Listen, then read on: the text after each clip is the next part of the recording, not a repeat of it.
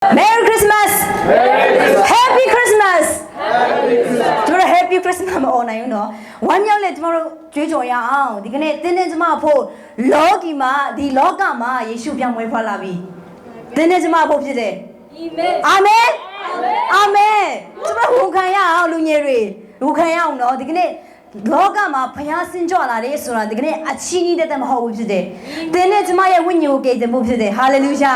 ဟာလေလုယာအဲ့ဒီကျွန်တော်တို့ဝမ်းမြောက်တယ်ကျွန်တော်တို့ဝမ်းမြောက်ခြင်းနဲ့ကိုယ်ရဲ့မျက်မှောက်တော်ထဲမှာတာရွေးဆက်လက်ပြီးတော့ကျွန်တော်တို့တော်ဖို့ရန်ဖြစ်ပါတယ်ပေါ့နော်ဒါကြောင့်ဒီကနေ့လူငယ်တွေဖျားကိုစံငတ်တဲ့နေရာမှာကျွန်တော်တို့တစ်ခါတလေမှာone day တစ်ခါတလေမှာအားနေတတ်တယ်ကျွန်တော်ဆရာတပားပြောမှုတယ်ယုံကြည်ခြင်းမှာတဲ့ဒီလိုပြိုင်မြင်းတစ်ခုလိုဖြစ်တယ်တဲ့နော်တခုကတော့တစ်ခါတလေမှာအရှိန်ဟုန်မြင့်မဲတဲ့တစ်ခါတလေမှာတော့ကြဆင်းမဲတဲ့ယုံကြည်ခြင်းကတမတ်ထိမသွားဘူးတဲ့ဘာကြောင့်လဲဆိုရင်ကျွန်တော်တို့တစ်ခါတလေဟုတ်တယ်ကျွန်တော်ယုံကြည်ခြင်းအားကြီးနေတဲ့အချိန်မှာကျွန်တော်တို့ချီးမွမ်းဖို့ကြတာအင်မတန်မှဝမ်းမြောက်တယ်နော်အာရဖယာနဲ့ကောက်ခုချီးမွမ်းခြင်းနဲ့ဒါပေမဲ့တစ်ခါတလေကိုမှဝမ်းနေစရာကြေကွေးစရာရှိတဲ့အခါမှာကျွန်တော်တို့ယုံကြည်ခြင်းမှနည်းနည်းရော့နေတာတဲ့အခါမှာကျွန်တော်တို့တိတာတာဖြစ်တယ်ပေါ့နော်ဒါကြောင့်ဒီကနေ့ယုံကြည်ခြင်းဟာကိုရောကလည်းလာတယ်နော်ကိုရောပေးစစ်ယုံကြည်ခြင်းကိုကျွန်တော်တို့သင်ပေးရအောင်ဒီညမှာအာမင်အာမင်ဟာလေလုယာဒါကြောင့်ဒီကနေ့ Merry Christmas ဆိုတာအဂျန်ဘတ်ဒီ Sunday မှာကျွန်မခွန်အားပေးပြီနော်တင်းနဲ့ကျွန်မဖို့လောကမှာဖွားမြင်လာတာဘာကြောင့်ကျွန်တော်တို့ Merry Christmas Happy Christmas ကြွေးကြော်နေရလဲဒီနေ့အထဲမှာရှိနေတဲ့ဖယားသခင်ရဲ့ဝိညာဉ်ကိုကယ်ဖို့ရတဲ့ဖယားသခင်ကြော်အစဉ်ခြင်းဖြစ်တာလေအာမင်ဒါကြောင့်ကျွန်တော်တို့ဝမ်းမြောက်သောနှလုံးသားနဲ့မြူးကြောသောနှလုံးသားနဲ့ကျွန်တော်တို့ဖယားကိုဆက်လက်ပြီးချီးမွမ်းကိုးကွယ်ဖို့ဖြစ်ပါတယ်အစဉ်ပြေမလားပြေပါတယ်ပြေမယ်ဆိုကျွန်တော်တို့အားရပါကျွန်တော်တို့နှုတ်ကပတ်တော်ကိုကျွန်တော်တို့နော်ဝမ်းမြောက်စရာကြိုးဆိုရအောင်โอเคနှုတ်ကပတ်တော်အနေငယ်စက္ကန့်ဆိုသားမျိုးကျွန်တော်တို့အစာပြုကြရအောင်နှုတ်ကပတ်တော်အရှင်ဖာကိုရောဂျေဇုတနေကိုရောကောင်းမြတ်တယ်လို့ဝန်ခံပါတယ်ဖာတာသမီးဦးကြီးစတဲ့ရဲ့အသက်တာချင်းမှာကိုရောကောင်းမြတ်ခြင်းကိုရောရဲ့ကောင်းကြီးရှံထွက်လက်ရှိပါတယ်အာမင်ဒီကောင်းကြီးဟာတာသမီးတို့ယုံကြည်ခြင်းအပြီးဒီနေ့ညမှာလူငယ်ဒီမှာရောက်ရှိရတဲ့အရောက်ကြီးစတဲ့ဟာယုံကြည်ခြင်းအပြီးကိုရောရဲ့ကောင်းကြီးကိုတိမ်ပိုင်မှာဖြစ်ပါတယ်ကိုရောနှုတ်ကပတ်တော်ကောင်းကြီးကိုအခု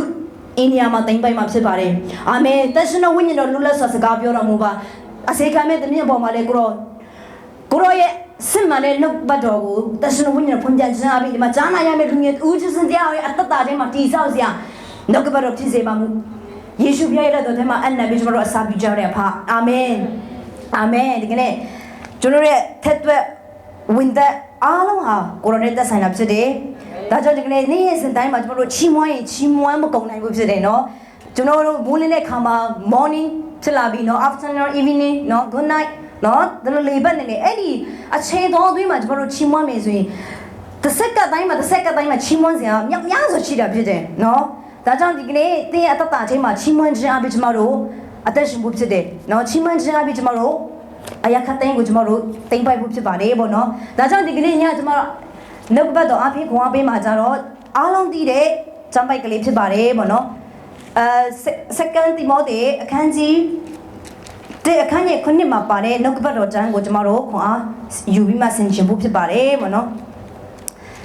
နှုတ်ဘတ်တော်မဆင်ခြင်ခင်မှာကျွန်မတခုခွန်အားပေးခြင်းနေပေါ့နော်ဒီနေ့ညဟာဒီ Christmas ဟုတ်ပြီမယ်ကျွန်မ Christmas နဲ့ပတ်သက်တာတော့ကျွန်မခေါ်မပြင်ဆင်ထားဘူးပေါ့နော်ဒါဥတော့ဝင်မဲ့လေဒီကနေ့ဆိုတော့ပြောပြီး Christmas ဆိုတာတင်းနေကျွန်မအဖို့နော်ဘုရားသခင်စင်တော့ကဲချင်းတဲ့နော်တင်းနေကျွန်မအဖြစ်ကိုကေချုဖို့နော်တင်းရဲ့အသက်တာထဲမှာဒီဝိညာဉ်ကိုကေချုဖို့ရတဲ့ယေရှုဖျားမွေးဖွားခြင်းဖြစ်တယ်ဆိုတဲ့အရာကိုပြောပြီးအဲ့ဒီခါမှာကျွန်မတို့ဒီ Christmas ပြီးတဲ့ခါမှာကျွန်တော်တို့နှစ်နော်2020ကိုကျွန်တော်တို့ဝင်သွားရမှာဖြစ်တယ်။အဲကြောင့်ကျွန်မဒီနေ့ညမှာလူငယ်တွေဒီမှာရှိနေတဲ့အရာချင်းစစ်တိုင်းဟာဒီ2020မှာကျွန်တော်တို့အခုချိန်ကစပြီးတော့2020မှာကျွန်တော်တို့ယုံကြည်ခြင်းနဲ့အရာအားလုံးကျွန်တော်တို့တင်ပိုက်ဖို့ရကျွန်မနှိုးဆော်ချင်တာဖြစ်တယ်။နော်အဲ့လိုပြောတဲ့ခါမှာကျွန်မယုံကြည်ခြင်းကြီးနေလို့မဟုတ်ပါဘူး။တို့ပေမဲ့လည်းဖခင်ရဲ့နာမအားဖြင့်ကျွန်တော်တို့တင်ပိုက်ဖို့ဖြစ်တယ်။အာမင်။အာမင်။အာမင်။ရှေ့မှာပြုမဲ့အမှုတည်တွေကိုကျွန်တော်တို့ယုံကြည်ခြင်းနဲ့တင်ပိုက်ရအောင်။ Okay ။ဒီကနေ့ယုံကြည်ခြင်းလို့ပြောတဲ့ခါမှာအာဗြဟံယုံကြည်ခြင်းကိုကျွန်တော်တို့တည်တာဖြစ်တယ်နော်။အာဗြဟံယုံကြည်ခြင်းဘုရားသခင်သူ့ကိုခေါ်တဲ့ခါမှာဘာမှမပြင်ဆင်ထားပါဘူးနော်ဘာမှဒီလိုမျိုးပဲသူကလွတ်လွတ်လပ်လပ်နေနေနော်မိသားစုနဲ့နေနော်နေတဲ့ချိန်မှာဘာမှမသိတော့ညာလည်းပဲဘုရားသခင်ရဲ့ခေါ်တန်ကိုသူ့ရဲ့တက်တာချင်းမှာရောက်လာတဲ့ခါမှာမမျော်လင့်ပဲနဲ့မမြင်နိုင်တဲ့နေရာကိုဘုရားသခင်ပို့ဆောင်မယ်ဆိုတဲ့အကြောင်းကိုပြောလာတဲ့ခါမှာသူကယုံကြည်ခြင်းနဲ့ဆက်သွားတာဖြစ်တယ်အဲ့ဒီအကြောင်းကျွန်တော်တို့အာဗြဟံရဲ့တက်တာကိုကျွန်တော်တို့ ဒီကနေ့ယုံကြည်ခြင်းကိုတင်ပါရအောင်ယုံကြည်ခြင်းနဲ့ကျွန်တော်တို့ဆက်လက်အသက်ရှင်ရအောင်โอเคဒီကနေ့လူငယ်တွေကိုယုံကြည်ခြင်းအားကြီးတော့သူတွေဖြစ်စေခြင်းကျွန်မအပေါင်းပဲပေါ့နော်ယုံကြည်ခြင်းအားကြီးမျိုးအရာခတ်သိမ်းကိုကျွန်တော်တို့တင်ပါရအောင်ဆိုတဲ့အကြောင်းနဲ့ဒီကနေ့ဝင်ငါမှာဖြစ်တယ်ပေါ့နော်အဲအကြောင်းsecond Timothy အခန်းကြီး1အငယ်ခွန်မှာရှိတဲ့ကျမ်းပိုက်ကလေးကိုကျွန်တော်တို့အတူတူကဖတ်ခြင်းအပြင်ကျွန်တော်တို့ဆင်ခြင်ရအောင်တွေ့ပြီဆိုရင်ကျွန်တော်တို့ဖတ်ရအောင် second Timothy အခန်းကြီး1အခန်းငယ်ခွန်မှာပါတဲ့ကျမ်းပိုက်ကလေးကိုကျွန်တော်တို့ဖတ်ရအောင်1 2 3အကြောင်းမူကားဘုရားသခင်သည်ကြောက်တတ်သောစိတ်တဘောကိုငါတို့အားပေးတော်မူသည်မဟုတ်တကောပါတော်စိတ်ချစ်တတ်သောစိတ်ရှင်းလင်းသောစိတ်တဘောကိုပေးတော်မူ၏အာမင်အာမင်ပြန်ခေါက်ဖတ်ရအောင်အကြောင်းမူကားဘုရားသခင်သည်ကြောက်တတ်သောစိတ်တဘောကိုငါတို့အားပေးတော်မူသည်မဟုတ်တကောပါတော်စိတ်ချစ်တတ်သောစိတ်ရှင်းလင်းသောစိတ်တဘောကိုပေးတော်မူ၏အာမင်ဒီမှာရှိလူငယ်အရောက်တဲ့တတ်တာချင်းမှာရှင်းလင်းတဲ့တဘောကိုဘုရားသခင်ဒီကနေ့ညပြင်ဆင်ပေးပြီးဖြစ်တယ်အာမင်အဲ့ဒီအရာကိုကျွန်တော်တို့ယုံကြည်ခြင်းနဲ့သိမ်းပိုက်ဖို့ဖြစ်ပါတယ်ပေါ့နော်ဆွမ်းနာပြောသွားပြီကျွန်တော်တို့ယုံကြည်ခြင်းနဲ့အရာအားလုံးကျွန်တော်တို့သိမ်းပိုက်အောင်အဲ့ဒီယုံကြည်ခြင်းရဲ့အထင်းမှာဘာဝင်ဖို့လို့လဲဆိုဒီကနေ့ဖယားခင်ရဲ့နာမတော်တကိုးကိုကျွန်တော်တို့အသုံးပြုပြီးတော့ကျွန်တော်တို့အရာခတ်သိမ်းသိမ်းပိုက်ဖို့ဖြစ်တယ်ဆိုတဲ့အရာကိုဒီအရာအဖြစ်ကျွန်တော်ကိုနော်နှုံးဆော်ခြင်းခံရတယ်အဲ့တဲ့အတွက်ကြောင့်ကျွန်မဒီကျမ်းပိုက်လေးမှာပါတဲ့အရာကိုကျွန်တော်တို့ခွာပေးချင်တာဖြစ်တယ်ပေါ့နော်ကြောက်ရွံ့ခြင်းဘာကြောင့်လဲဆိုဘုရားသခင်ကတဲ့ဒီကနေ့လူငယ်တွေရဲ့တတ်တာထဲမှာကျွန်မရဲ့တတ်တာထဲမှာကြောက်တတ်တဲ့စိတ်တဲ့ဘောကိုလုံးဝမပေးဘူးတဲ့အာမင်ကဲကြောက်တတ်တဲ့စိတ်တဲ့ဘောကိုလုံးဝမပေးဘူးဘယ်နဲ့မှပြောရအောင်ကြောက်တတ်တဲ့စိတ်ကိုမပေးဘူးလို့ပြောရအောင်ကြောက်တတ်တဲ့စိတ်ကိုမပေးဘူးကြောက်တတ်တဲ့စိတ်ကိုမပေးဘူးပြန်လည်းပြောအောင်ကြောက်တဲ့စိတ်ကိုမပေးဘူးပြန်တစ်ခေါက်ဘုရားသခင်ကတင့်ကိုကြောက်တဲ့စိတ်မပေးဘူးလို့ပြောရအောင်ဘုရားသခင်ကတင့်ကိုကြောက်တဲ့စိတ်တဘောမပေးဘူးအာမင်အာမင်ဟာလေလုယာဒီကနေ့လူငယ်တွေအရောက်ရှိတိုင်းတင့်ရဲ့အသက်တာချင်းမှာကြောက်ရွံ့ခြင်းတွေရှိနေပြီလားရှိပါတယ်မရှိဘူးမဟုတ်ဘူးရှိတယ်ဘာဖြစ်လဲဆိုကျွန်တော်တို့မမြင်နိုင်ရတဲ့အရာကိုရင်ဆိုင်နေတဲ့အတွက်ကြောင့်မို့ဒီကနေ့ကြောက်ရွံ့ခြင်းတွေဥပမာအားဖြင့်ကျွန်တော်တို့အလုံးလုံးတဲ့အခါမှာနေ့ပြန်ဘာဖြစ်မလဲဆိုတဲ့အရာကိုကျွန်တော်တို့အရန်ဆုံးနေတာဖြစ်တယ်ခဏနဲ့ဘရာဇီးလာမလား immigration လာမလားအစသဖြင့်ပေါ့နော်အဲ့ဒီရုပ်ဆုံးရင်ချင်းကျွန်တော်တို့အသက်ရှင်နေတယ်တို့ပေမဲ့ဘုရားနှုတ်ကပတ်တော်ပြောပါပြီဒီကနေ့လူငယ်တွေရဲ့အသက်တာချင်းမှာနော်ဘုရားသခင်ရဲ့နှုတ်ကပတ်တော်ကြားရောက်ပြီဖြစ်တယ်အာမင်စိတ်ရှင်းနေတဲ့စိတ်ဘောနဲ့ဒီနေ့ကြောက်ရွံ့ခြင်းတဲ့ဘောကိုလုံးဝမပေးဘူးဖြစ်တယ်နော်အဲ့ဒီအရာကိုကျွန်တော်တို့ယုံကြည်ခြင်းနဲ့ဝန်ခံရအောင်ယုံကြည်ခြင်းနဲ့သိမ်းပိုက်ရအောင်ဘာကြောင့်လဲဆိုရင်ဒီကနေ့ကြောက်ရွံ့တယ်ဆိုတဲ့စိတ်တဲ့ဘောကဘာလဲဆိုရင်ဒီကနေ့လောကမှာသက်ရှင်တဲ့မှာကျွန်တော်တို့ဇာတိကြောက်ရွံ့ခြင်းမဟုတ်ပါဘူးဝိညာဉ်တွေပဲမှာကြောက်ရွံ့ခြင်းဖြစ်တယ်ဝိညာဉ်မှာဆိုင်ပြန်တက်လာရတဲ့အခါမှာကျွန်တော်တို့ဒီဝိညာဉ်ရဲ့ကြောက်ရွံ့ခြင်းကိုဘုရားသခင်ကမပေးဘူးတည့်ရတတ်တာချင်းမှာအာမင်ဒီကလောကမှာဆိုတော့အမျိုးမျိုးရှိတာပေါ့နော်ဇာတိတဲ့ဘောနေနဲ့အချင်းချင်းနဲ့ကြောက်ရတာပဲနော်ကိုယ့်ထက်မြင့်တဲ့ရာဇူကြီးတဲ့သူကိုလည်းကျွန်တော်တို့ကြောက်ရတာပဲနော်ကိုယ့်ရဲ့သေးကိုလည်းကြောက်ရတာပဲဒါလောကသဘောတဘာဝပါတို့ပေမဲ့ဒီကနေ့ဖခင်ရဲ့ဝိညာဉ်တော်နေပေထဲမှာဆိုရင်တကယ်လူကြီးတွေတင်းရဲ့အသက်တာထဲမှာတင်းရဲ့ဝိညာဉ်နေပေမှာကြောက်ရွံ့ခြင်းကိုမပေးဘူးအာမင်အာမင်အဲ့ကိုယုံကြည်ခြင်းနဲ့တိမ်ပိုင်ရအောင်လူငယ်တွေကျွန်မခွန်အားပေးချင်တာဖြစ်တယ်ယုံကြည်ခြင်းနဲ့တိမ်ပိုင်ပြီးတော့ကျွန်တော်တို့ဆက်လက်ဖခင်ဘာအမှုကိုပြုမလဲအဲ့ဒီအမှုကိုကျွန်တော်တို့မျှော်လင့်ပြီးတော့ယုံကြည်ခြင်းနဲ့ကျွန်တော်တို့တိမ်ပိုင်ဖို့ဖြစ်ပါတယ်အာမင်ဒါကြောင့်ဆုံးတော့ပြောလို့ဒီနေ့ဝိညာဉ်နေပေမှာတင့်ကိုကြောက်ရွံ့တဲ့စိတ်တဘောလုံးဝမပေးဘူးဖြစ်တယ်။ဘာကြောင့်ဒီအကြောင်းအရာကိုကျွန်မခွန်အားပေးချင်လဲဆိုရင်ဒီအကြောင်းအရာကစတော့ရှင်ပေါလုကသူ့ရဲ့တိမောသေကိုစာရေးတဲ့နော်စာရေးတဲ့ letter နော်စာပေးစာပေါ့နော်ခွန်အားပေးတဲ့စာပေါ့နော်တဘောတဘာဝဘုရားရဲ့အမှုတော်ထဲမှာနော်ကြုံတွေ့ရမယ့်အခက်အခဲတွေနော်အသားအဆီးတွေတိုက်ခိုက်ခြင်းတွေနော်စုံစမ်းခြင်းတွေအဲ့ဒီအရာကိုအားလုံးကိုဒီမောတွေကိုခွန်အားပေးပြီးတော့မှဒီစာလေးကိုရေးခြင်းဖြစ်တယ်ဥပမာအနေနဲ့ကျွန်တော်တို့ရေးစာရေးတဲ့အခါမှာကျွန်တော်တို့အိမ်မတန်ကိုယ့်ရဲ့အထဲမှာအရန်ချစ်ကြောင်းကိုကျွန်တော်တို့စလုံးနဲ့ပေါ်ပြကြတယ်နော်နောက်ကနေမပြောရပေမဲ့ဒီစလုံးလေးကနေလှလှလေးတော့ကြပြလေးတွေအိုးကျွန်မရေးဖို့တယ်ကျွန်မစစ်တမ်းပါလေကျွန်မတငယ်ချင်းကိုရေးပေးဖို့တယ်ကျွန်မအရန် follow လုပ်တတ်တယ်ဆိုတော့ဆော့ပေါ့နော်ဒီစားစာရေးခိုင်းအတကုံရေးပေးတယ်နော်လှလှလေးအရန်နားထောင်လို့ကောင်းအရန်ဖတ်လို့ကောင်းအောင်နော်ရေးပေးတယ်ကျမတို့ဘဝတက်တာမှဒီလိုရေးဖူးပါတယ်အဲ့ဒီတက်တာကဲလို့ဒီရှင်ဘောလူကသူ့ရဲ့အိမ်မတန်မှချစ်တဲ့ဒီတိမောသေကိုနော်ဝိညာဉ်ရဲ့နေပေမှာကြောက်ရွံ့တဲ့စိတ်ဘောကိုလုံးဝမရှိအောင်သူကခွန်အားပေးတဲ့စာကိုပုတ်ရေးဖို့ရှင်ဖြစ်တယ်ပေါ့နော်ဒီစာကဒီကနေ့လူငယ်တင်းတင်းကျမအတွက်ဖြစ်ပါတယ်အာမင်အာမင်ကဲဒီနေ့တင်းတင်းကျမဖို့ဖြစ်တယ်ဒီမှာ ဆွမ်းပြောလို့တင်းကိုကြောက်ရွံ့ခြင်းသဘောမပေးဘူးတဲ့နော်။ဘာကြောင့်လဲဆိုရင်ဘုရားသခင်ကဘာကြောင့်ကြောက်ရွံ့ခြင်းသဘောတွေမပေးလဲဆိုရင်ကျမတို့ပြန်ဖတ်မယ်။ယောမအခန်းကြီး10အခန်းငယ်15ထဲမှာပါတယ်နှုတ်ကပတ်တော်ကိုပြန်လည်ဖတ်ရအောင်။ယောမအခန်းကြီး10အခန်းငယ်15ထဲမှာပါတယ်ဟာကိုကျမတို့ဖတ်ရအောင်။ဘာကြောင့်တင်းရဲ့တတ်တာချင်းမှာကြောက်ရွံ့ခြင်းစိတ်သဘောကိုမပေးဘူးလဲဆိုတဲ့အရာကိုကျမတို့နှုတ်ကပတ်တော်နဲ့ယုံကြည်ခြင်းနဲ့ဒီနှုတ်ကပတ်တော်ကိုကျမတို့တင်ပြဖို့ဖြစ်ပါတယ်နော်။အခန်းကြီး10အခန်းကြီး15ကိုကျမတို့တွေ့ပြီးဆိုတော့တူကွာဖတ်ရအောင်အကြောင်းမူကားတင်တို့ဒီတဖန်ကြောက်ရွံ့တတ်သောကျွန်း၏သဘောကိုရကြသည်မဟုတ်အဘဟုခေါ်ရသောခွင့်နဲ့တားဖြစ်ခြင်းသဘောကိုရကြပြီဟာလေလုယာဟာလေလုယာလူငယ်တွေကျမတို့တသက်ကြွကြွနဲ့နူးနူးကြကြနဲ့ဒီကနေ့ယုံကြည်ခြင်းနဲ့သိမ့်ပိုက်ဖြစ်ပါတယ်အာမင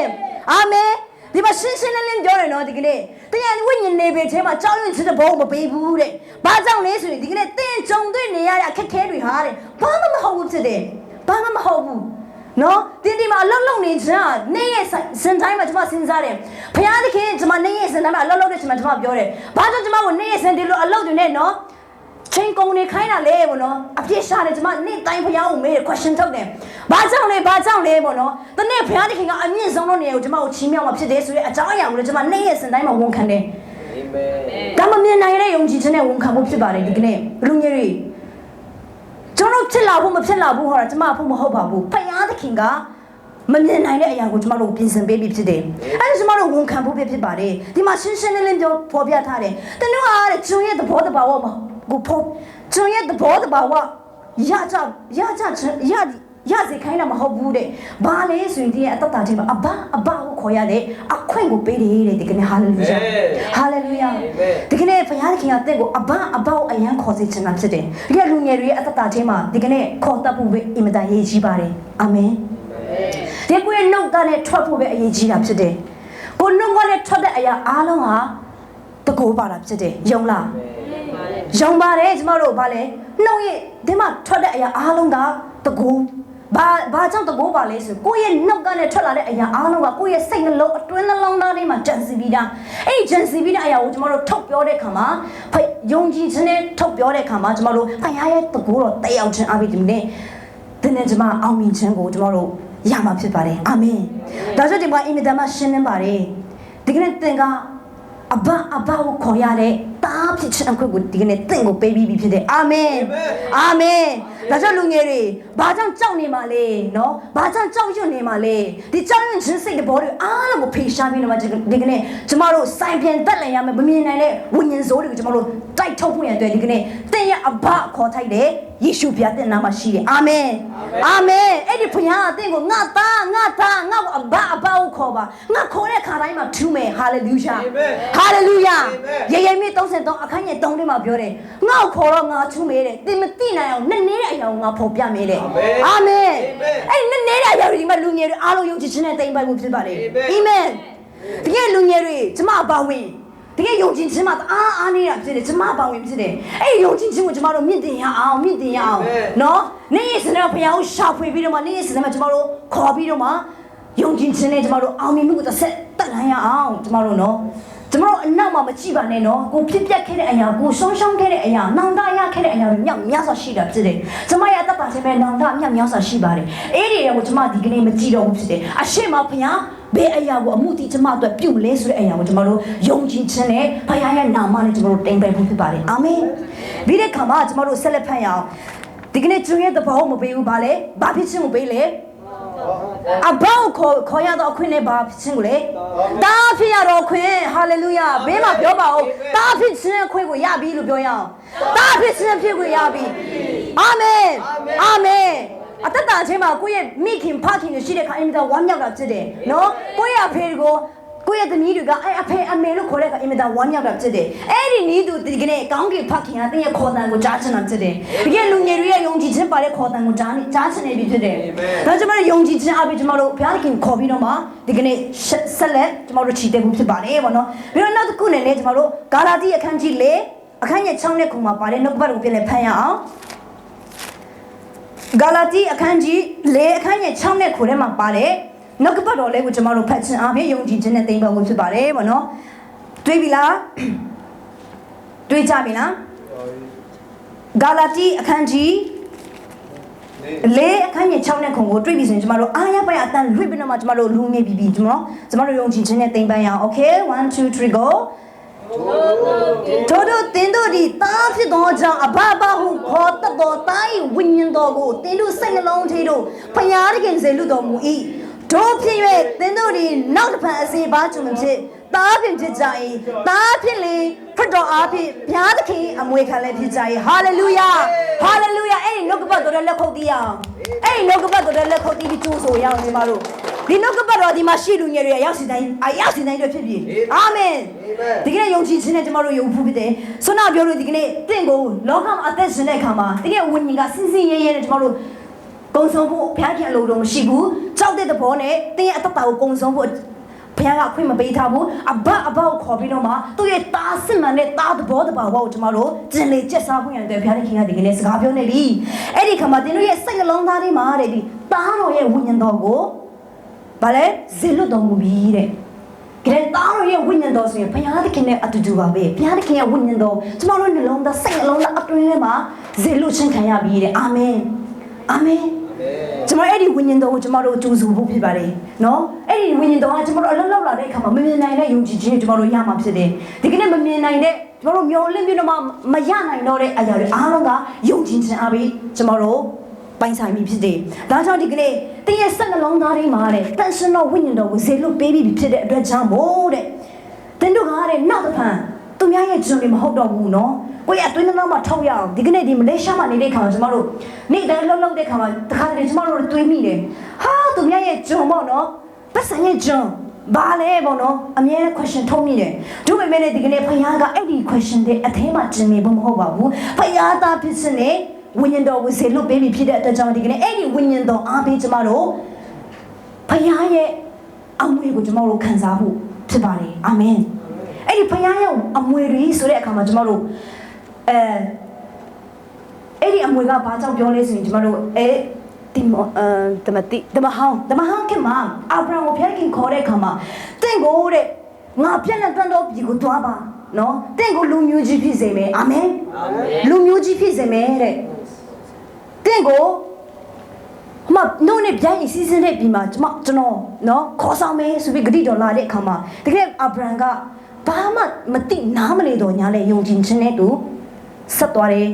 တယ်နော်အဲ့ဒီယုံကြည်ခြင်းနဲ့သူတွားတဲ့အခါမှာသူ့ရဲ့မျိုးဆက်တွေဖြစ်တဲ့အိဇက်ဂျက်ကောဒီကနေ့ဆင်းသက်လာတဲ့အရာအားလုံးကနောက်ဆုံးမှတကယ်ပဲခန္ဓာပြင်ဝင်စားပြီးတော့မှကောင်းစားခြင်းအခွင့်ကိုရတာဖြစ်တယ်အမွေတွေအားလုံးတော့သူတို့မလောက်ထားတဲ့အိမ်တွေနော်မဆောက်ထားတဲ့အရာအားလုံးတော့သူတို့လေမလောက်ထားတဲ့အရာအားလုံးကိုဘုရားသခင်ကဒီမှာသူတို့ကိုတိမ်ပိုင်ဖို့အခုပြင်ဆင်ပေးတာဖြစ်တယ်နော်ဒါကြောင့်ဒီကနေ့ဖခင်ရဲ့တခင်ရဲ့အမွေခံလည်းဖြစ်ကြတယ်ဒီကနေ့အမွေခံတဲ့ရဲ့နှလုံးသားထဲမှာတန်ရှင်တော်ဝိညာဉ်အမွေခံရပြီဖြစ်တယ်အာမင်အာမင်နော်လူငယ်တွေတဲ့ရဲ့နှလုံးသားထဲမှာဒီတန်ရှင်တော်ဝိညာဉ်တော်ရဲ့တကူတက်ရောက်တဲ့အခါမှာကျမတို့ယုံကြည်ခြင်းနဲ့အရာအားလုံးတိမ်ပိုင်ဖို့ရဲ့ဒီကနေ့ညမှာခွန်အားပေးခြင်းဖြစ်တယ်ပြီးတဲ့အခါမှာဂါလာတိထဲမှာပဲဟုတ်တယ်ခန်းကြီး3အငယ်14 29ထဲမှာပါတဲ့အရာကိုပြန်လည်သဖန်ကျမတို့ကြည့်ရအောင်အခန်းကြီး3နဲ့ဒီမှာဆွမ်းနာပြောတဲ့အကြောင်းပိုင်ပေါ့နော်အဲ့ဒါကကျတော့ဂါလာတိအခန်းကြီး3အငယ်14ထဲမှာဘာအကြောင်းပြောလဲဆိုရင်အကြောင်းမူကားတဲ့အာဗြဟံခံရသောကောင်းကြီးမင်္ဂလာသည်ယေရှုခရစ်အားဖြင့်တပါးမျိုးတို့၌တက်ရောက်သည်ဖြစ်၍ငါတို့ဒီဂတိတော်နှင့်ရှင်တော်ဝိညာဉ်တော်ကိုယုံကြည်ခြင်းအားဖြင့်ခံရမည်အကြောင်းပဲဖြစ်ပါတယ်ပေါ့နော်ဒီကနေ့အဲ့ဒီကျမတို့ကောင်းကြီးအရာအားလုံးကိုသိမ့်ပိုက်မဲ့အရာအားလုံးကဆိုရင်ဘယ်ချိန်ကနေလာလဲဆိုဝိညာဉ်တော်အားဖြင့်ယုံကြည်ခြင်းတက်ရောက်တဲ့ခါမှာသိမ့်ပိုက်ခံစားရမှာဖြစ်တယ်အာမင်အငယ်29ထဲမှာဘယ်လိုပြောလဲဆိုရင်ခရစ်တော်နဲ့ဆက်ဆိုင်နေတဲ့အာဗြဟံမျိုးနွယ်ဖြစ်၏ဂတိတော်အတိုင်းအမွေခံ၏အရာ၌တည်ကြ၏တဲ့ဒီကနေ့အာဗြဟံခံစားရတဲ့ကောင်းချီးမင်္ဂလာအားလုံးကဒီကနေ့ဒီမှာရှိတဲ့လူငယ်တွေအရောက်စတိုင်းခံစားဖို့ဖြစ်ပါတယ်အဲ့ဒီဘာဖြစ်လို့ခံစားရမလဲပြောတဲ့အခါမှာအာဗြဟံရဲ့ယုံကြည်ခြင်းတဲ့အတ္တတော်ဆင်းသက်တဲ့အခါမှာအဲ့ဒီယုံကြည်ခြင်းတကူနဲ့ကျမတို့တင်ပိုက်ဖို့ဖြစ်ပါတယ်အာမင်ဒါကြောင့်ဒီကနေ့ယုံကြည်ခြင်းကိုကျမတို့အရှင်မရောပါစေနဲ့နော်ယုံကြည်ခြင်းအားကြီးတဲ့အတ္တနဲ့ကျမတို့ဆက်လက်ဘုရားရဲ့အမှုတော်မှာတော်လကောင်းနော်ဘေးအမှုတော်မှာ၎င်းကျမတို့ပါဝင်ဖို့ဖြစ်ပါလေဆိုတဲ့အရာပေါ့နော်ဒီအာဗြဟံခံစားရတဲ့သူမမြင်မရတွေ့နိုင်တဲ့ကောင်းချီးအားလုံးဒီကနေ့ဒီမှာရှိတဲ့လူငယ်အရောက်စီတိုင်းနဲ့မှာခံစားစေပြီးအဲ့ဒီခံစားရတဲ့အခွင့်အားလုံးကယုံကြည်ခြင်းအားဖြင့်ပဲဖြစ်ပါလေအာမင်ဒါကြောင့်ဘေးနောက်ကျမတို့ပြောရအောင်မကြောက်ပါနဲ့လို့နော်မကြောက်နဲ့ မကြောက်နဲ့ဘာကြောင့်လဲဆိုရင်ဖခင်ရဲ့နာမတော်နဲ့ပါလာတဲ့အခါမှာကျမတို့ယုံကြည်ခြင်းအပြင်အကုန်လုံးကိုတင်ပိုက်ပြီးနော်တင်ပိုက်ရတာဖြစ်တယ်အာဗြဟံလည်းမမြင်ရပါဘူးမတိဘူးသူတခါမှမကြားဘူးနဲ့နော်မတိတယ်မသွားဘူးနဲ့မြို့ထဲကိုဘုရားသခင်ကဇေလူချင်းခံရတယ်နော်အဲ့ဒီခါမှာသူကယုံကြည်ခြင်းနဲ့သွားတဲ့အခါမှာဒီကနေ့ဂတိတော်ဒီကိုသူခံစားရတာဖြစ်တယ်ပေါ့နော်သူ့ရဲ့မျိုးစစ်တိနော်သူ့ရဲ့သားခံစားရတာဖြစ်တယ်ပေါ့နော်ဒါကြောင့်ဒီကနေ့ကိုယ့်ရဲ့အတ္တတာချင်းမှာကြောက်ရွံ့ခြင်းနဲ့ကျမတို့အသက်မရှင်ပါနဲ့ဆွမ်းပြောလို့ဘုရားတကယ်တည်းရဲ့အတ္တတာချင်းမှာကြောက်ရွံ့ခြင်းစိတ်တဘောကိုလုံးဝမပေးဘူးတဲ့အဲ့ဒီမပေးဘူးဆိုတဲ့အရာကိုကျမတို့ပြောတဲ့အခါမှာဒါဝိရဲ့အတ္တတာတွေကိုကျမတို့ဆင်ခြင်မိတယ်။ဘာကြောင့်လဲဆိုဒါဝိကဂေါလိယနဲ့နော်မတိုက်ခင်မှာသူတို့တိုးစိတ်ကြောင်းနေတာဖြစ်တယ်နော်ဟိုးကြောင်းမှာပေါ့နော်တိုးထင်းမှာပေါ့နော်တိုးတွေဘလို့ကြောင်းနေလေတော့မသိဘူးလေနော်ဒါပေမဲ့တိုးကြောင်းနေလေတိုးကြောင်းသားလေးဖြစ်တယ်ပေါ့နော်အဲ့ဒီခါမှာတနေ့ပေါ့နော်ဒီဖိလိတိလူမျိုးဒီဂေါလိယကစင်ခေါ်တယ်နော်တရက်တရက်စင်ခေါ်တဲ့ခါမှာသူတို့ရဲ့စစ်သူရေးကြီးတွေလည်းကြောက်ရွံ့တယ်ဘာကြောင့်လဲဆိုသူ့ကိုကြည့်တဲ့ခါမှာနော်ကြည့်တဲ့ခါမှာတော့အရက်ရှည်တယ်နော်6ပေကျော်ဖြစ်တဲ့ခါမှာကျွန်တော်တို့ထောင်မောင်းပေါ့နော်ကျွန်တော်တို့ခုခေတ်နဲ့အဲ့လိုကြည့်ရမယ်နော်အပေါ်မော့ပြီးကြည့်ရမယ်ဆရာဆန်တို့ကပြောပါအပေါ်ကြည့်ပါလေရှေ့သွားအပေါ်ကြည့်ရှေ့သွာ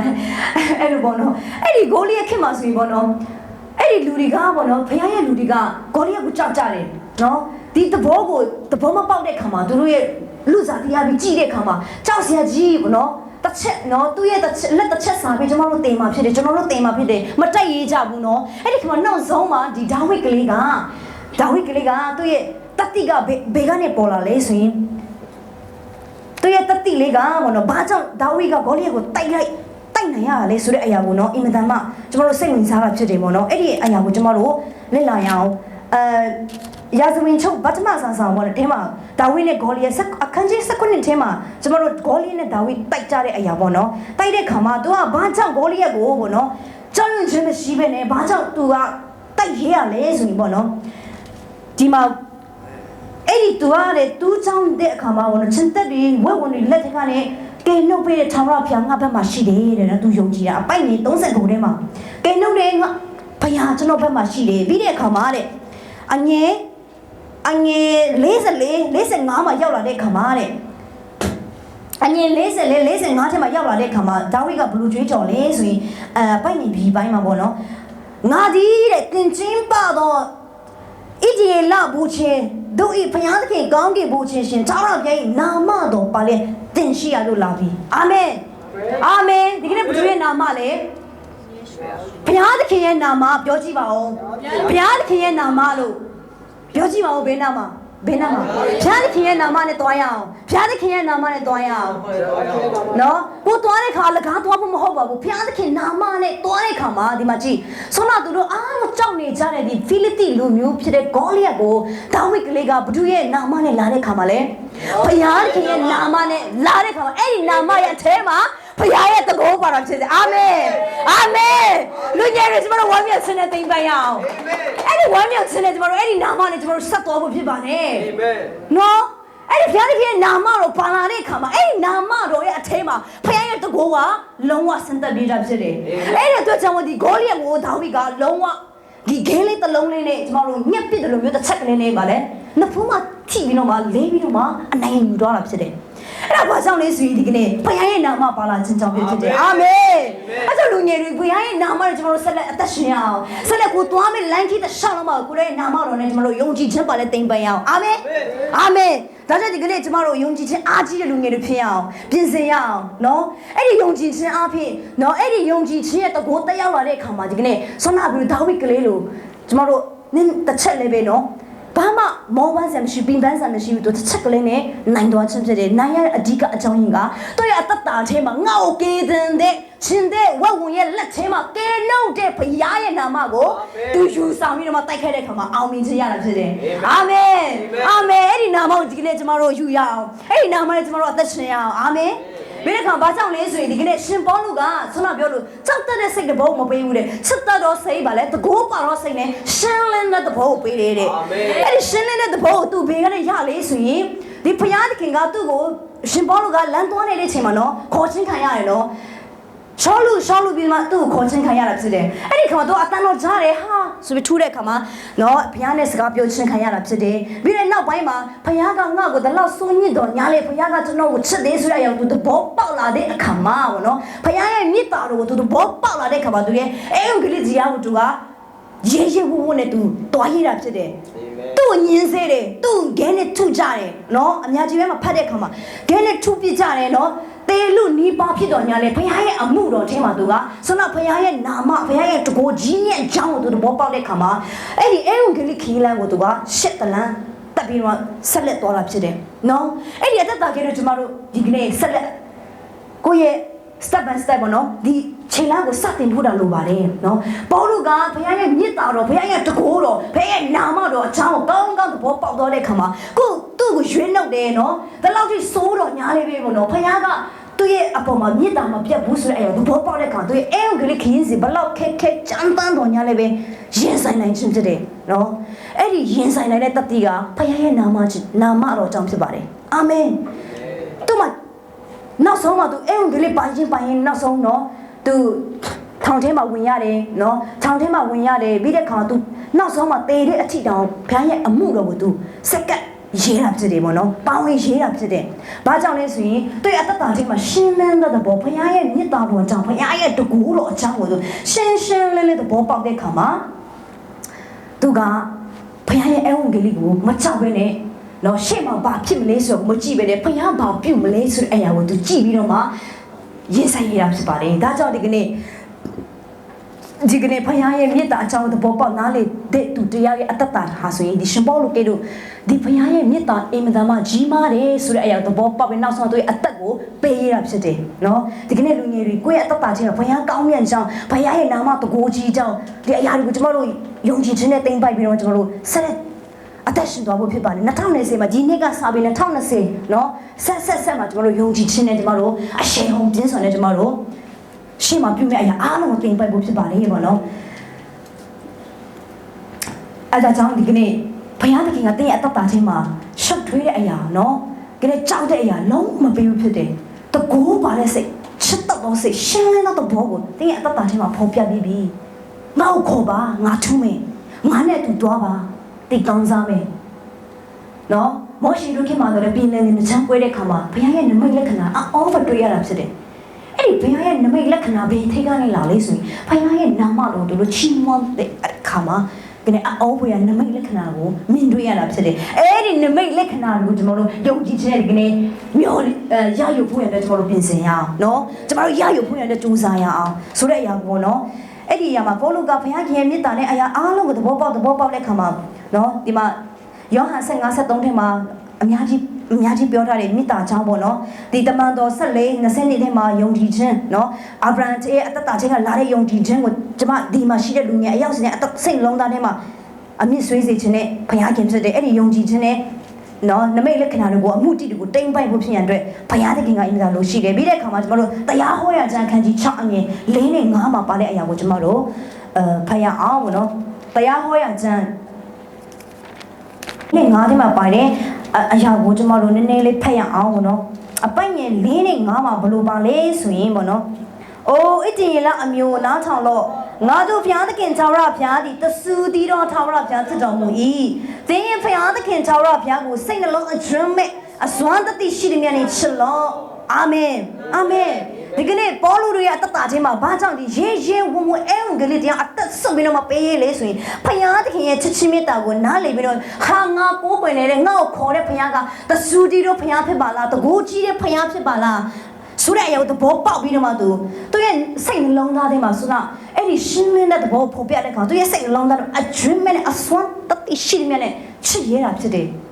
အဲ့ဒီချစ်ရတဲ့အချစ်ကိုဒီကနေ့လူငယ်တွေရဲ့တတ်တာထဲမှာဆင်းစေချင်တာဖြစ်တယ်အာမင်အဲ့ဒီဆင်းပြီးတော့မှဒီကနေ့စိတ်နှလုံးသားထဲမှာဒီကနေ့ယုံကြည်ခြင်းအားဖြင့်ကျွန်တော်တို့အရာအားလုံးကိုနော်သိမ့်ပိုက်ဖွင့်ရတဲ့စကားပြောနေပြီဖြစ်တယ်ပေါ့ဒါကြောင့်ဒီကနေ့ဟေရှာယအခန်းကြီးအဲ့မှာပြောလေကျမတို့ကို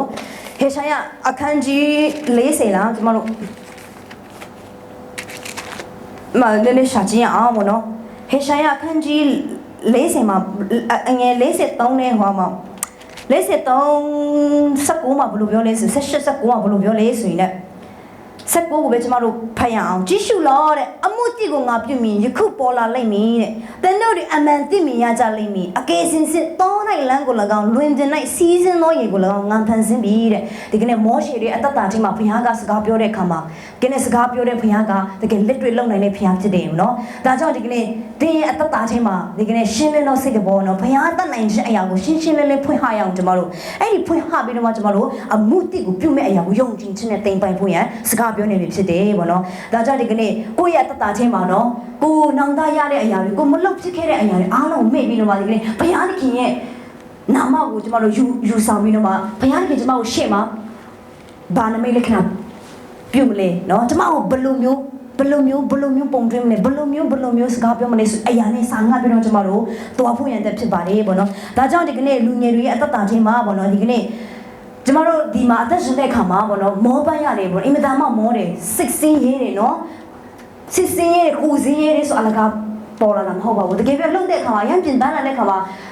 အရန်ဘာလို့ခန္ဓာကိုယ်နွမ်းနေလာတဲ့နော်အဲ့ဒီခါမှာဘာမှမလုပ်ချင်တော့ဘူးစိတ်တက်ကြတယ်ဘာလို့ညာလို့ပေါ့နော်ယုံကြည်ခြင်းတွေလည်းယော့သွားပြီဖြစ်တယ်နော်အားမရှိတော့ဘူးဖြစ်တယ်တို့ပေမဲ့လေအဲ့ဒီတရားတတ်တာချင်းမှာဝမ်းနေချေကွင်းချင်းမောပန်းချင်းအရာအားလုံးကြုံတွေ့တဲ့ခါမှာဒီကနေ့ဟေရှာယအထင်းမှာပါတယ်လေကျမတို့အငယ်40ထဲမှာဒီကနေ့တရားတတ်တာထဲမှာရွှေလင်းအောင်ကဲလို့ပြန်တန်းနိုင်တဲ့အခွင့်ကိုတကူဘုရားခင်တင့်ကိုပြင်ဆင်ပေးပြီးသားဖြစ်တယ်အာမင်ဒါကြောင့်မျှော်လင့်ပါငါရတတ်တာချင်းမှာနော်ဘလောက်ထိဝမ်းနေချေကွဲမောပန်းနေတော့ညာလေရွှေလင်းရုံကိုကျမတို့မြင်အောင်ပြီးတော့မှအသစ်ပြုတ်ပြင်ပြီးတော့မှဒီကနေ့ဆက်လက်ဖခင်ရဲ့အမှုတော်မြတ်ထဲမှာတော်လကောင်းနော်ဘေးဖက်မှာတော်လကောင်းဘေးမှာတော်လကောင်းဖခင်ရဲ့နာမတော်နဲ့အတူတကွကျမတို့ဆက်လက်အသက်ရှင်ဖို့ဒီကနေ့နှုတ်ကပတ်တော်ကိုအားပေးတာဖြစ်တယ်ဒီမှာရွှေလင်းရုံကားနဲ့မိမိအတောင်အသစ်ပြုတ်ပြင်ကြတယ်တဲ့နော်အသစ်ပြုတ်ပြင်သူတို့ကျွန်တော်ရဲ့အသက်တာထဲမှာလေဖခင်ရဲ့နာမတကူတော်ကိုအသစ်ကိုယုံကြည်ဝတ်ဆောင်ပြီးတော့မှဒီကနေ့ယုံကြည်ခြင်းနဲ့တိမ်ပိုင်ဖို့ရဖြစ်ပါတယ်ပေါ့နော်ဒါကြောင့်ဒီကနေ့သင်ရဲ့အသက်တာထဲမှာပေါ့နော်ဒီကနေ့one nation ကြေကွေးချင်းဘလူကြုံတွေ့ခဲ့တော့ညာလေးပဲပေါ့နော်ဒီကနေ့နှုတ်ကပတ်တော်ကရှင်းရှင်းလင်းလင်းပဲဖြစ်ပါတယ်နော်ရှင်းရှင်းလင်းလင်းလာတဲ့အခါမှာသင်ရဲ့အတ္တတာချင်းမှာဆွမ်းကျမ်းပိုက်ကိုပြန်နေတဲ့ဖတ်ရအောင်ကျွန်တော်တို့နေ့တိမောတဲ့ခိုင်းတစ်ခွန်ထဲမှာပါတဲ့ကျမ်းပိုက်လေးကိုကျွန်တော်တို့ပြန်တစ်ခေါက်ဖတ်ရအောင်ပေါ့နော်ကျွန်တော်တို့ကျမ်းစာတက်တဲ့ခါမှာဆိုရင်နော်morning devotion လုပ်တယ်နေ့တိုင်းလုပ်တယ်နော်အဲ့မှာတရားဟောရတယ်အင်္ဂလိပ်လူနဲ့ဟောရတဲ့ခါမှာကျွန်တော်တို့အင်္ဂလိပ်လူနဲ့ကကိုတတ်တဲ့လောက်ဘယ်လိုပြောရမလဲရေးထားတာကတော့အများကြီးဒါပေမဲ့ဘယ်လိုပြောရမလဲ9မိနစ်စာပဲကျွန်တော်တို့အများကြီးဟောမယ်ဆို10မိနစ်ပေါ့နော်အဲ့လိုအများကြီးဟောခဲ့ဖူးတယ်ပေါ့နော်9မိနစ်တောင်မပြည့်ဘူးစင်တဲ့တခါတည်းဒီမှာအပြည့်ရေးကတဖတ်ဆိုပြီးပေါ့နော်အင်္ဂလိပ်သူတို့နားမလဲလားကိုနားမလဲမသိဘူးနော်ကိုအခုနောက်ပိုင်းမှာကျတော့ဒီကနေ့အဲ့ဒီအတူချုံးပုံတော့9မိနစ်10မိနစ်ကကျွန်တော်တို့အတွက်မအားမရဘူးဖြစ်တယ်နော်အများကြီးပြောချင်လာတယ်နော်ဘုရားရဲ့ကောင်းမြတ်ကြောင်းနော်ဘုရားရဲ့မေတ္တာတော်ကြောင့်သဘောပေါက်တဲ့အခါမှာပြောလို့မကုန်နိုင်တော့ဘူးဖြစ်တယ်ပေါ့နော်အရာမဲ့ဝမ်းမြောက်ဆက်ကောင်းတာဖြစ်တယ်အဲ့ဒါကြောင့်ကျွန်တော်တို့နေ့တိမောတဲ့အခန်းကြီး1ခွန်ထဲမှာပြန်နေတဲ့ဖတ်ရအောင်ကျွန်တော်တို့အကြောင်းမူကားဘုရားသခင်သည်ကြောက်တတ်သောစိတ်တဘောကိုငါတို့အားပေးတော်မူသည်မဟုတ်တကောပါတော့စိတ်ချစ်တတ်သောစိတ်ရှင်းလင်းသောစိတ်တကောကိုပေးတော်မူ၏အာမင်အာမင်ဒီကနေ့သက်တာချင်းမှာဆင်ခြင်မှုဖြစ်ပါတယ်တင်းရဲ့သက်တာချင်းမှာကြောက်ရွံ့တဲ့စိတ်တဘောကိုလုံးဝမပေးဘူးဖြစ်တယ်ဘုရားသခင်ကငါ့မှာရှိတဲ့အရာအားလုံးတင်ပိုင်ဆိုင်ပြီးငါတင်းတို့ဟာငါရဲ့သားဖြစ်တယ်ငါရဲ့အဝေခံဖြစ်တယ်နော်တင်းတို့စီးစိမ်မျိုးယေဘရဟိအမျိုးတွေဖြစ်တယ်နော်မင်းစိမ်ရှိတော့အမျိုးတွေဖြစ်တယ်အလကားမျိုးနေတာမဟုတ်ဖယားရဲ့သားတော်ဖြစ်တဲ့အတွက်ကြောင့်ဒီမှာဘုရားခင်မှာရှိတဲ့ဘုံစင်းစိမ်အားလုံးတကောတွေအားလုံးဒီကနေ့တည့်ရတတ်တာထဲမှာဆင်းဖို့ရန်အတွက်ဘုရားခင်လိုရှိပါတယ်ဗောနော်ဒါကြောင့်ဒီကနေ့ကျမတို့ရဲ့အသက်တာထဲမှာဆက်လက်အသက်ရှင်သွားရမယ်နေ့ရက်တိ